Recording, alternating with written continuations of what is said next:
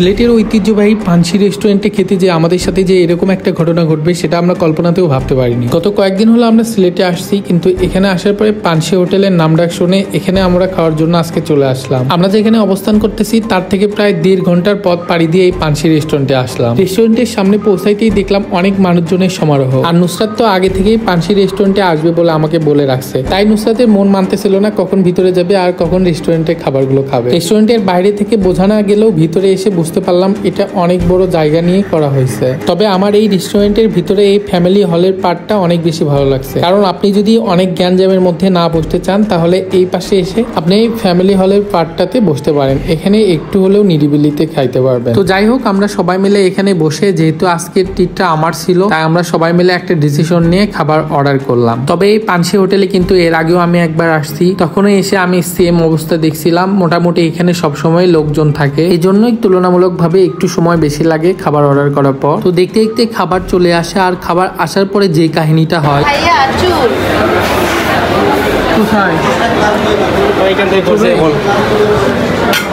খাবারটা এখানে রাখার সাথে সাথে কিন্তু আমরা একটা চুল পাই, কিন্তু ওনারা বলতেছে চুলটা নাকি আমাদের থেকেই পড়ছে। তো যাই হোক, এটা নিয়ে আমরা এখানে আর তর্ক বা বিতর্ক করলাম না। খাবারটা সার্ভ করতে করতে একটা ভালোবাসার মানুষের সাথে দেখা হয়ে গেল আমাদের। বগুড়া থেকে সিলেটে আসার পরেও যে এখানে আমাদের ভালোবাসার মানুষের সাথে দেখা হয়ে যাবে সেটা আমরা কখনো ভাবতেও পারিনি। হুটহাট করে আপনাদের সাথে এরকম দেখা হইলে কিন্তু আমাদেরও অনেক বেশি ভালো লাগে। তো যাই হোক, নুসরাতকে তো দেখে বুঝতেই পারতেছেন সে বড় ভাবির মতো দায়িত্ব পালন করতেছে। সবারই অনেক বেশি ক্ষুধা লেগে গেছিল জার্নি করতে করতে, আর এই জন্য নুসরাত কোনো দিকে না থেকে গপ গপ করে খাওয়া শুরু করে দিছে। ওকে আমি বলতেছি খাবারগুলো কেমন টেস্ট লাগতেছে, ও শুধু খেয়েই যাচ্ছে, আমাকে এখনো বললো না যে কেমন লাগতেছে। তো ফাইনালি তার মুখে রিয়াকশন দেখে বুঝতে পারলাম যে আসলে খাবারটা টেস্ট হয়েছে। ও একটা কথা তো বলতে ভুলেই গেছি, এখানে আমরা অর্ডার করছিলাম গ্রিল অ্যান্ড নান, সেটা তো দেখেই বুঝতে পারতেছেন। আর এই খাবারের মধ্যে কিন্তু মিউনিসটা আমার কাছে সবচাইতে বেশি ভালো লাগছে, অনেক মজা ছিল মিউনিসটা, আপনারাও ট্রাই করে দেখতে পারেন। তো নুসরাতকে আমি একটু খাওয়াই দিচ্ছিলাম, ও বাবুকে নিয়ে একা একা খেতে পারতেছে না, বাবু অলরেডি ঘুমিয়ে পড়ছে। তবে সে কিন্তু আমাকে একটাবারের জন্য খাওয়াই দিল না,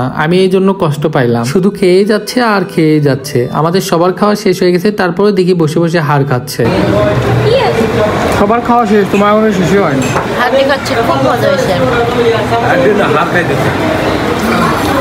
ও আমার হাড্ডি ওইরকম করে খাইতো খাওয়া দাওয়া শেষ করে আমরা রেস্টুরেন্টের আশেপাশে একটু ঘোরাফেরা করতে দেখি এখানে বিভিন্ন আইটেমের আচার পাওয়া যায়। আচারগুলো দেখতে অনেক বেশি লোভনীয় লাগতেছিল, খাইতেও মেবি অনেক বেশি মজা হবে, বাট আমরা কেউ আচার খাবো না। তো রেস্টুরেন্ট থেকে বের হওয়ার পথেই দেখি আমাদের কিছু ভালোবাসার মানুষ দাঁড়ায় আছে আমাদের সাথে দেখা করবে বলে। তো তাদের সাথে কিছু সময় গল্প করলাম এবং ছবি উঠালাম, আর আজকে এখান থেকেই বিদায় নিচ্ছি।